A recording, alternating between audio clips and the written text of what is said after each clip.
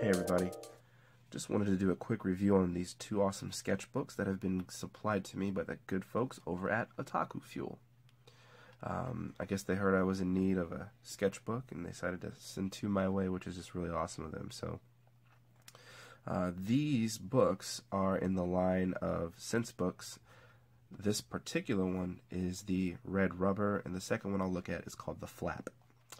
Alright, so the first thing about this sketchbook is that I noticed actually has this little piece of rubber here that keeps the sketchbook shut. And since it's small enough to go in your pocket, and to me it seems like it's meant to be on the go. I think that's a great idea, to have something that just keeps it shut. Something small and simple, but stuff like that will keep you from wrecking your artwork. The table of contents in here, which is another neat feature that not all sketchbooks that I've used had. Just a place to put your name, address, telephone number in case you get it lost or stolen. The index in here has a place to actually put what page you drew something on. Maybe a quick blurb about what you drew, maybe where you were, what was going on, things to kind of help you just remember that moment when you drew it.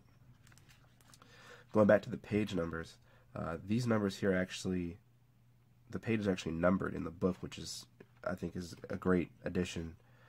This is something very simple that just makes things a lot more convenient, considering you don't have to fumble through your sketchbook looking for that particular sketch that you want to show, your friend or a teacher even, or whoever it might be. You can just say, hey, turn to page 27, for example, and there they go. So, very nice book. This is a leather-bound book, 135 pages, very small, pocket size. I mean, it's about 3.5 inches by 5.5 inches, approximately. So there's nothing too big that you couldn't put in your pocket or backpack really easily. Something you can keep with you. Now, the next one we're going to look at is also another SenseBook. It's called the Flap. This one's got a little bit of a difference to it. Let's go ahead and take a look. I actually really like the way that this wraps around and keeps it closed. Instead of doing the rubber piece, this one's actually got a leather strap. Again, awesome binding.